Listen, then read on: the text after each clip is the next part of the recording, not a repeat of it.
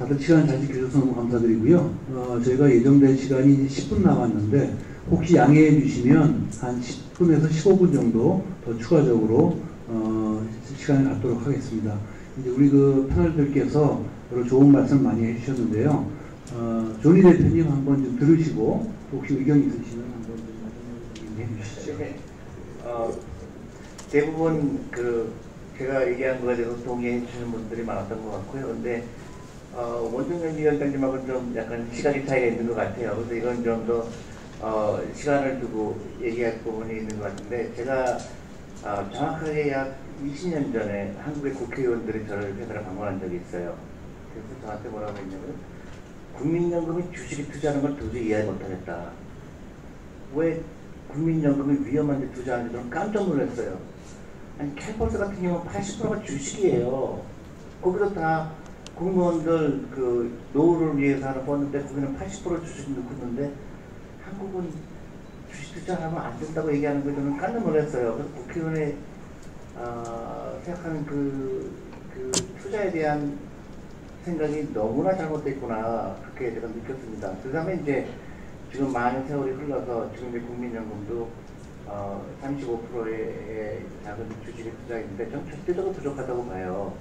왜냐하면 국민연금이 갖고 있는 피듀시어리 듀티가 있는 겁니다. 국민들의 노후 자금을 관리하는 사람들이에요. 그러면 가장 효과적으로 돈을 불려야 되는 의무가 있고요. 두 번째로는 국민도 내지만 기업도 내는 가장 양질의 자산입니다. 그게 어떻게 쓰여져, 어떻게 자산 배분이 되느냐에 따라서 국가 경쟁력을 갖게 되죠. 그러면 여기에서 일반 상장된 주식에서 투자가 돼야 되고, 그 다음에 새로운 우리 젊은 다음 세대가 만드는 스타트업에도 투자가 돼야 되고, 어떤 마스터 플랜이 필요한 거예요. 이 500조, 600조, 700조 되는데, 근데 아직도 변동성을 두려워하는 의식이 아직도 강한 거예요, 국민연금은. 완전히 2030년부터 돈을 이제 나가야 된다. 한꺼번에 나가는 거 아니에요. 천천히 나가는 겁니다. 그동안에 앞으로 많은 기간 동안에 국민연금이 할 거는 많은 기업들을 발굴하고 투자하고 시가총액을 늘리고 거래량도 늘리고 할 의무가 있는 거예요. 근데 그거를 미리 우리나라는 안 그럴 거라고 단정을 하고 위험하니까 투자하면 돼. 한국은 해외 투자해야 돼. 그래야 유동성이 있어. 그래서 저는 거기에 도움할 수가 없는 거예요. 해외 투자는 어느 정도 필요하겠죠. 그러나 그게 주된 투자가 되는 거는 저는 우리나라 사람들의 돈이 왜 외국 기업을 도와줄까? 거기에 대해서는 근본적인 이슈가 있는 겁니다. 그러니까 한국에서 주식에 투자하는 거는 투자하자마자 팔 생각을 하는 거예요. 그러니까 항상 디맨드 앤 서플라이예요. 저는 투자하는 건 그건 아니고, 내가 지금은 이 회사는 작지만 시가총액이 만약에 10조밖에 안 되지만 10년 기다리면 100조가 되겠지 하는 그런 마스터 플랜이 필요한 거고, 국민연금이 그 역할을 해야 되는 겁니다. 근데 그걸 미리 앞으로 팔 때가 있으니까 그때 팔려고 그러면 한국 시장에 충격을 줄 거다. 그건 지극히 주관적인 얘기예요. 왜 미국의 다우를 보세요. 꾸준하게 20년 동안 올랐거든요. 왜 한국 주식 그렇게 되면 안 되죠? 왜 한국 주식은 그대로 연못으로 남아있다고 가정을 하죠? 왜 그건 미리 우리나라가 굉장히 발전성이 없다는 것을 가정에 두고 한 거예요. 저는 그거에 우리나라 기업을 좋게 만들고 시가총액을 크게 하는 게 국민연금의 역할 중에 하나다. 근데 왜 미리 팔 생각을 하냐? 이거를 투자를 해서 가치를 올리는 게 훨씬 더 우리나라 노후 준비하는 데 도움이 되는 거죠. 그 다음에 또 하나 말씀하신 것 중에 하나가 많은 사람 주식 투자로 손해보지 않느냐. 그거는 저는 정말 동의할 수가 없는 거예요. 우리나라 연기금이 주식 투자 안 하는데 주식 가격이 올라갈 리가 없죠. 저는 한국 사람들한테 한국 주식은, 미국 주식은 올라가는데 한국 주식은 왜 안 올라가죠? 당연하죠. 한국 사람들이 안 사요. 대학 교수님이 안 삽니다. 근데 미국 연기금이 꾸준하게 사잖아요. 퇴직연금 계속 주식을 사죠. 그 올라가는 겁니다. 근데 우리나라 사람들은 주식 투자가 안 된다고 하면서 한국 주식 안 올라가잖아요. 보세요. 그게 지극히 잘못된 시각이라고 보는 거죠. 그래서 퇴직연금이 예를 들어 지금 몇백 조의 퇴직연금이 주시장에 안 들어오고 있지 않습니까? 200조 이렇게 한국 주식시장 전체 시가총액이 1,500조밖에 안 돼요. 근데 지금 200조가 잠자고 있죠. 퇴직연금 잠자고 있죠. 그래서 연금저축펀드 제대로 안 되고 있죠. 근데 한국주식은 위험하다고 얘기하는데 저는 거기 동의할 수가 없는 거예요. 우리가 안 사고 있어요. 개인 투자가들 주투자하면 망한다고 얘기하잖아요. 그리고 아까 이제 교육에 대해서 얘기했는데요. 퇴직연금에 대해서 교육 얘기했는데 미국은 전지급령입니다. 미국 사람들 똑똑할까요? 절대 똑똑하지 않아요. 미국은 자본주의를 통해서 뭐를 했느냐. 예를 들어서 어느 A라는 회사다 그러면 피델리티 옵니다. 우리 펀드 사주세요. 차주 사업이 와요. 옵니다. 그러면 왜 당신네 펀드 들어야 됩니까? 차주 사업이 설명하죠. 우리는 이렇게 운영합니다. 근데 한국은 어디서 하죠? 보험회사가 하죠. 사업자라는 제도가 있어요. 보험회사가 와서 뭘 설명하죠? 설명할 수가 없어요. 그럼 개인 내가 그 투자가인데 내가 인플로이예요. 근데 내가 퇴직연금 관심 있습니다. D씨형 설명해 주세요. 어떻게 설명해요? 보험회사에서 와가지고. 근본적으로 교육을 시킬 수 없는 제도인 거예요. 그러니까 주식에 대한 이해도 잘못하고 있고 주식하면 안 된다는 게 돼 있고 저는 그렇게 보면 안 된다고 생각합니다. 주식은요. 주식 가격을 올리는 게 디맨드 앤 서플라이가 아니에요. 기업의 가치를 올려야 되는 겁니다. 국민연금도 기업의 가치를 올려야 되고 개인도 장기 투자에서 기업의 가치를 올려야 되고 그 기업이 하는 거는 코퍼레이트 거버넌스를 상승시키고 보다 더 투자 효율성을 해야 되고 아까 말씀하셨듯이 디비던드를 많이 줘야 되죠. 그래서 ROE가 높아지게 하고 그런 노력을 해야지 미리 패배적인 생각을 갖고 있는 거는 잘못된 생각합니다. 그래서 주식은 위험하다. 안 된다. 그리고 한국 주식은 너무 작다. 안 된다. 그것보다는 전향적으로 생각해야 돼요. 한국 기업이 특히 한국 기업에 더 투자해야 되는 이유가 있습니다. 싱가포르나 노르웨이나 그런 돈이 굉장히 많아요. 노르웨이 같은 경우는 그 오일 자금이 많죠. 그 사람들은 외국에 투자를 많이 합니다. 왜 그럴까요? 국내 사업이 없기 때문에 그래요. 홍콩도 전부 부동산입니다. 돈이 많죠. 그래서 그런 데는 해외 투자해야 돼요. 한국은 너무나 발달된 산업이 많아요. 철강도 있죠. 그 다음에 자동차도 있죠. 다차 산업도 있죠. 엄청나게 돈 들어갈 때가 많습니다. 거기 국민연금이 투자가 돼야 되죠. 근데 2040년에 30년에 돈이 고갈되면 어떻게 했냐. 그거는 너무 짧게 생각하는 거라고 저는 생각을 해요. 근데 물론 이제 국민연금도 그런 고충이 있겠죠. 왜냐하면 잘못되게 되면 또 신문에 나죠. 왜 수익률이 그렇게 안 되냐. 근데 국민적인 공감대가 성립돼야 된다고 보는 거죠. 근데 투자에 대해서는 그렇게 함부로 예산하면 안 된다고 생각을 합니다. 잘 생각해 보세요. 미국의 구글, 아마존 어떻게 생긴 겁니까? 만약에 그런 시각으로 생각하면 변동성이 위험하기 때문에 투자하지 않는다고 했다면 그런 기업이 나올 수가 없는 겁니다. 일본이 그런 기업이 안 나와요. 주식을 투자하면 안 된다는 생각이 너무 강하기 때문에 그런 겁니다. 근데 우리는 그보다 훨씬 더 공격적인 생각을 해야 돼요. 새로운 생태계가 나오고 그런 기업이 나오고 거기에 국민연금이 펀딩을 해주고 그래서 그 시가총액이 커지고 그리고 기업이 지금 만약에 1000개 있다 그러면 2000개가 돼야 되고 3000개가 돼야 되는 겁니다. 그러면 국민연금이 나중에 국민연금 돌려줄 때 전혀 문제가 안 됩니다. 그런 생각이 저는 필요하다고 생각해요. 네. 제가 우리 원동희 위원장님은 반론 기회 드려야 될 것 같은데 일단 먼저 플로우 질문을 좀 받고요. 그 다음에 이제 플로우 질문 하실 때는 시간적인 제약이 있으니까 거기서 짧게 좀 해주시고 속을 좀 소개를 해주시고 그 다음에 질문이나 코멘트를 주시면 감사하겠습니다. 예, 가운데.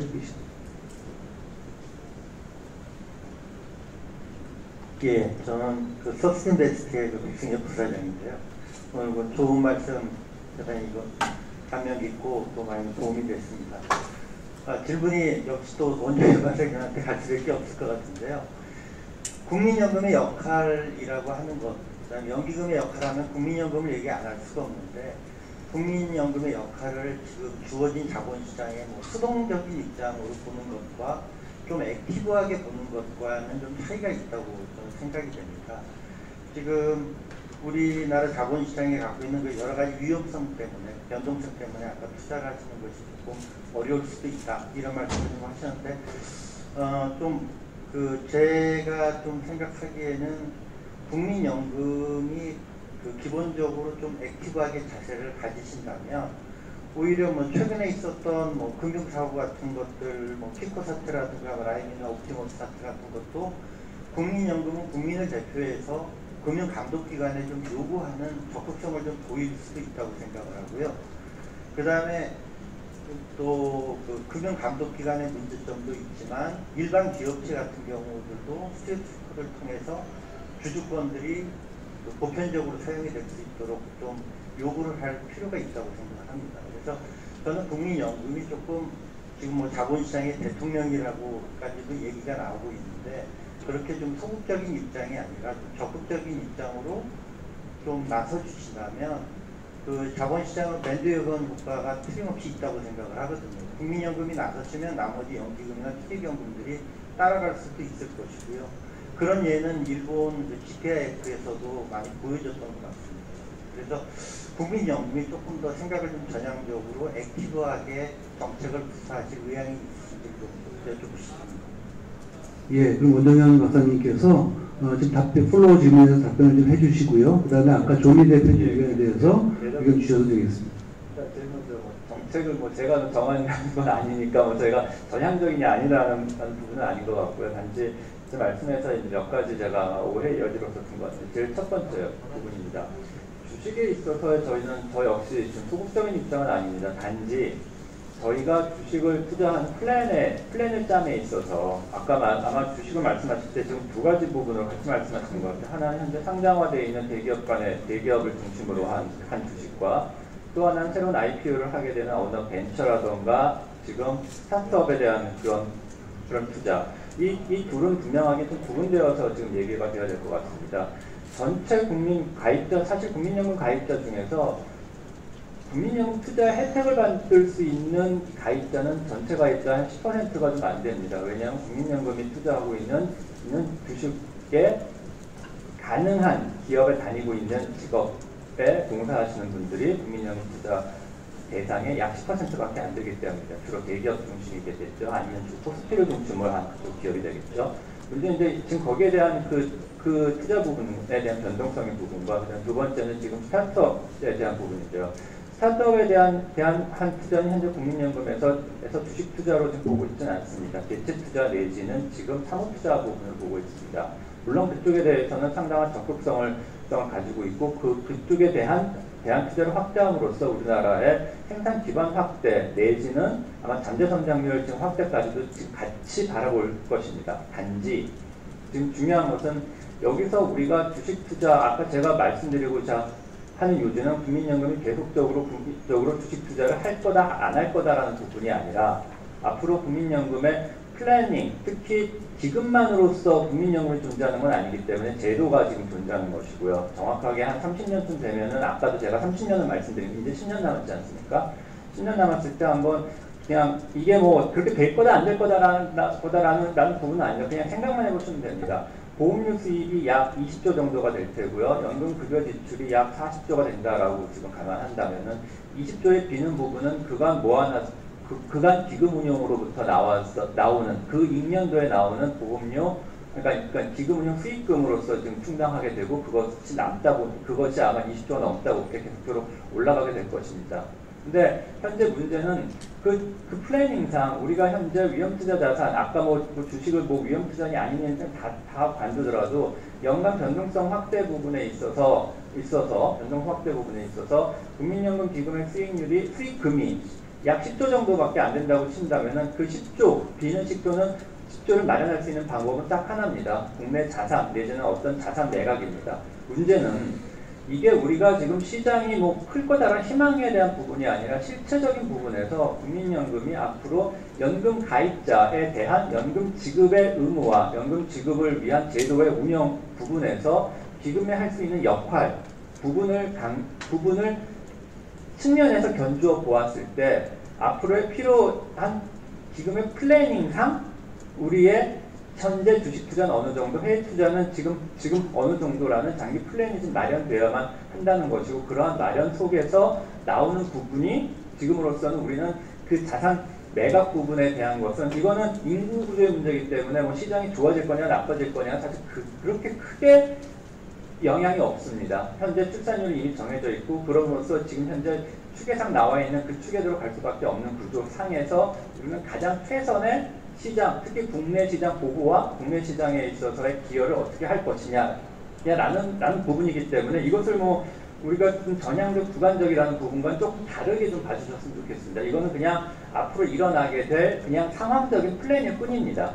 단지 저는 아까 여기서 말하고자 하는 건 뭐 90% 망하니 안 망하니에 대한 부분을 강조하기보다 제가 좀 더 강조드리고 싶었던 부분은 우리가 특히 자산운용 쪽이나 이쪽 자본시장 쪽에서 기업으로 하여금 투명성과 그들에 대한 어떤 기업의 가버넌스를 투명하게 하는 것을 바라는 것만큼 그것을 바라는 자산운용 시장과 물론 국민연금도 포함되겠죠. 이런 시장에서의 투명성 역시 함께 사실은 좀 반성해야 될 점과 함께 좀 개선해야 될 점들은 없는가라는 부분입니다. 제일 대표적인 사례로 아마 대한항공 사례가 아마 가장 대표적인 사례일 텐데 이것에 대한 의결권 부분에 있어서 사실 국민연금이 어떻게 보면 저는 정당하다고 생각했었던 그 반대 부분에 있어서 나머지 그 자산운용사들은 모두 찬성을 하면서 사실은 비호라고 표현하기 너무 좀 강한 표현인 것 같고요. 아무튼 그쪽에서의 어떤 입장들, 즉 기업들의 입장들을 많이 좀 변호해줬다라는 인상이 사실 전 개인적으로 있습니다. 그 외에 운용 부분에 있어서 특히 아까 퇴직금은 빼더라도 개인연금 부분에서도 제가 다시 한번 반복해서 말씀드립니다만은 개인연금의 현재 수익률이 얼마인지에 대한 부분은 아마 우리가 다시 한번 좀 짚어봐야 되지 않을까 싶습니다. 왜 그 정도 수익률을 가지고 있으면서 국민들에게 이 개인연금에 대한 강제성을 줄까요? 현재 국민들이 개인연금 가입하는 이유는 노후나 사실 그런 부분이 아니라 700만 원의 지금 연말정산이겠죠. 현재 이게 유인책에 있어서 정부가 그러니까 각 개인들이 주식시장이나 아니면 펀드로 대표돼서 자신의 노후 보장을 위한 수단으로서 주식과 펀드와 자본시장이라는 것에 대한 믿음을 지금 전 국민들에게 사실 준 부분이 좀 약한 상태에서 국민연금이 어떤 투자를 통해서 시장 개척이라는 부분은 상당한 한계가 있지 않을까라는 부분이라는 것입니다. 이 둘은 같이 가야 되는 부분들이고요. 저는 그런 입장에서 봤을 때 우리나라 자본시장에 있어서의 뭐 저희가 기업에 대한 투명성을 요구하는 것만큼의 어떤 것이 있었으면 좋겠다라는 그런 희망을 아까 말씀을 지금 드렸던 것입니다. 예, 감사합니다. 또 질문 있으십니까? 플로어에서. 예. 소개해 주시고 간략하게 의견 주십시오. 네, 밸류 파트너스 자산운용 김범기 대표입니다. 저는 간단히 코멘트 드리겠습니다. 전체적으로 존니 대표님의 말씀에 거의 크게 많이 이렇게 공감을 합니다. 그러면서도 제가 코멘트 드리고 싶은 거는 달튼에서 자료에는 있지만 코멘트를 못하고 시간상 지나갔던 그 포인트인데요. 여기가 지금 국회잖아요. 근데 제가 사실 코멘트를 안 하려다가 이렇게 했던 게 굉장히 중요한 것에 대해서 간과하고 있기 때문에 제가 이제 코멘트 드리려고 합니다. 다들 말씀하셨는데 굉장히 이제 그러니까 전체적으로 종합하면 한 가지만이 아니라 생태계가 중요하다. 생태계에는 굉장히 큰 플레이어인 국민연금도 있고, 그 다음에 뭐 퇴직연금 등, 뭐 상호펀드도 있고, 개인들도 있고, 뭐 많습니다. 근데 이제 더 중요한 건 오늘 왜 여기서 이제 국회에서 이렇게 했냐면, 잠재적으로 또 국회의원들을 모시고 이렇게 했냐면은, 우리가 뭔가 고쳐야 되는 게 있다. 상법 개정. 뭔가 룰 오브 게임, 그 생태계에서 고쳐야 되는 게 이게 있다고 생각하고 그걸 잠재적으로 하고 여기에 지금 이제 하는 걸로 저는 알고 있습니다. 그리고 이제 그게 중요하다고 생각하고 제가 코멘트하고자 하는 건 그렇습니다. 지금 미국, 한국 막 이렇게 비교를 했는데 그 생태계에서 정말 중요한 게 우리나라에서는 제가 코멘트하고 싶은 거는 이사회 선관 의무, 충실 의무에 대해서 코멘트를 하고자 하는 겁니다. 예를 들면은 2015년도에 삼성물산하고 제일모직하고 합병을 하는데 삼성물산 주주들한테 엄청난 피해를 입히고 그 중에 국민연금이 가장 큰 피해를 본 주주죠. 그리고 이제 그 이익을 본 사람은 그 가해 피해에게 반대했던 그 피해액을 자신의 이익으로 본 사람은 지배주주입니다. 근데 그 어떤 피해가 발생했고 피해를 발생시켰음에도 불구하고 그게 한국에서는 그게 불법이 아니다라고 이렇게 하는 게 한국의 이사의 충실 의무입니다. 그럼 미국은 거꾸로 그거는 충실 의무 위반이기 때문에 이게는 이제 엄청난 손해배상의 대상이 돼서 그런 어떤 거래를 할 생각조차도 못하는 겁니다. 그래서 이렇게 발표해 주신 그 가운데에서 모두 이 사회 이사들의 어떤 굉장히 중요하다, 인디펜던트하고. 근데 이제 그런 게 굉장히 윗단에 있는 그 어떤 조그만 레귤레이션의 어떤 이슈가 아니라 프린시플, 어떤 원칙에 해당되는 거고, 이사의 선관 의무, 충실의 의무가 우리나라도 명확하게 그 지배주주가 혹은 보드가 주주한테 손해를 끼치고 그 나머지 이 지배주주가 그 손해를 자신의 이익으로 가져가는 그런 거는 그 말도 안 되는 거죠. 말도 안 되는 것은 명확하게 법적으로 이렇게 그 상법 개정안에 도입을 해서 주주를 보호하지 않으면 말씀해 주셨던 트러스트, 우리나라는 지금 트러스트가 계속적으로 이렇게 쌓여서 이렇게 발전하는 게 아니라 트러스트를 계속적으로 이렇게 깎아먹고 그 불신의 영역으로 이렇게 가기 때문에 미국의 어떤 그 지수들은 아까 보여줬던 그 계속적으로 상승하고 이렇게 가는데 우리 한국은 굉장히 낮은 수익률, 그 다음에 변동성이 심하고 뭐 그렇다는 거. 그래서 그 생태계에서 가장 중요한 그 여기서 국회에서 오늘 했던 그랬듯이 상법 개정안의 그 요소 중에서도 또 윗단에서 프린시플로서 중요한 건 이사의 어떤 선관 충실 의무를 명확하게 해서 주주를 보호할 수 있는 시스템이 갖춰져야 된다. 이런 게 가장 중요한 코리아 디스카운트를 해소하는 어떤 그 거고 거꾸로 프리미엄으로 갈 수 있는 어떤 역할 요소다 말씀드립니다. 이상입니다. 예, 감사합니다. 주주 우리 기업 거버넌스의 개선을 위해서 가장 중요하고 근본적으로 중요한 것은 이사회의 어떤 선관주의 의무를 강화하고 충실 의무를 강화하는 쪽으로 가야 된다. 또 주주의 비례적 이익이 지켜져야 된다. 이런 말씀으로 저는 이해를 했습니다. 네, 감사합니다. 또 질문 있으십니까? 플로어에서 한 분만 더 받겠습니다. 마지막으로. 예, 없으시면 혹시 뭐 다른 패널 분들 중에서 혹시 뭐 추가적으로 말씀이 좀 있으신가요? 본인의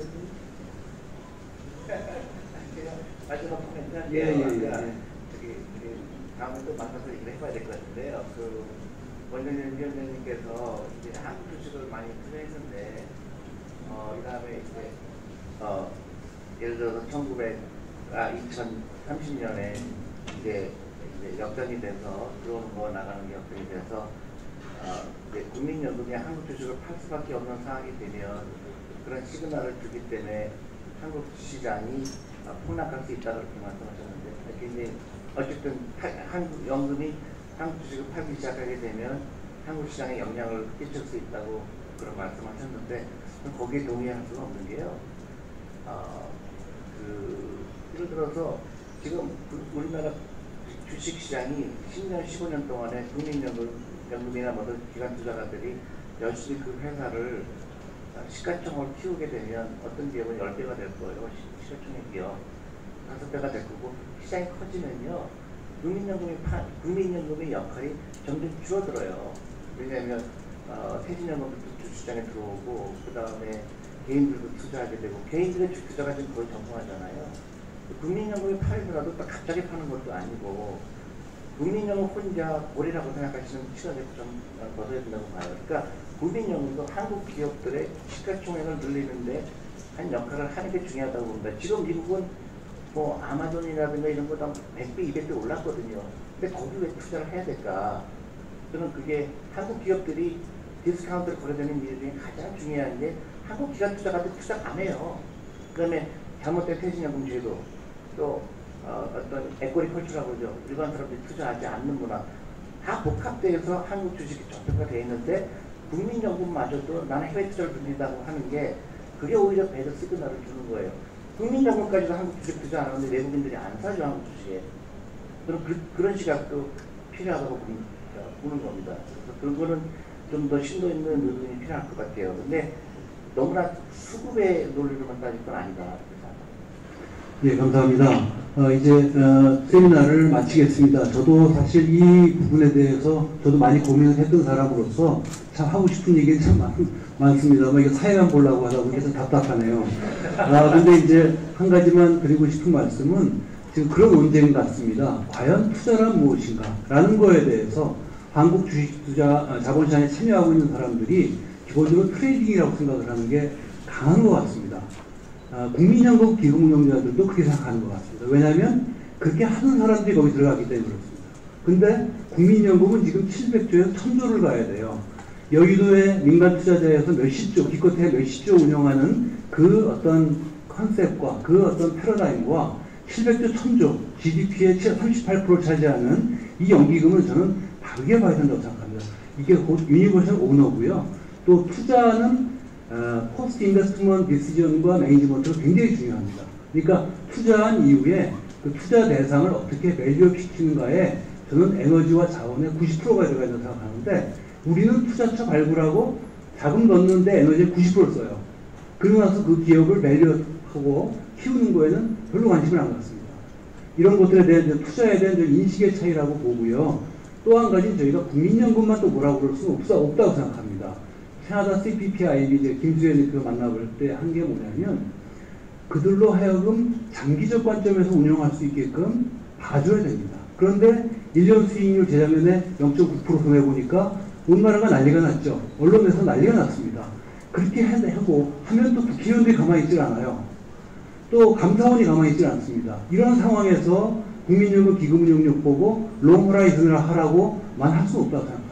같이 풀어야 될 문제라고 생각하고요. 마지막으로 국민연금 기금운용이 저는 복지부 산하에 있다 보니까 자꾸 제도만을 가지고 고민하는 사람들이 국민연금 기금운용 문제를 고민하고 있습니다. 근데 제도도 물론 중요하지만 저는 이제 700조의 기금은 저는 금융의 영역이라고 생각합니다. 자산 운용의 전문성을 갖고 있는 사람들, 그 중에서도 선진국에서 이 경험을 앞서서 했던 사람들의 의견을 저는 전향적으로 들어야 된다고 생각합니다. 그런데 기껏해야 교수들, 자본시장을 잘 모르잖아요. 자본시장에서 우리 종리 대표님처럼 선진국에서 이런 경험을 했던 분들을 의견을 적극적으로 들어야 된다고 생각합니다. 그런데 우물 안에 박스 속을 저는 벗어나지 못한다고 생각해요. 이런 것들에 대한 개선이 필요하다고 생각을 합니다. 마지막으로 이 말씀을 드리면서 오늘 장시간 동안 끝까지 자리해 주신 여러분들께 진심으로 감사의 말씀을 드리면서 이것으로 토론회를 마치겠습니다. 네, 감사합니다.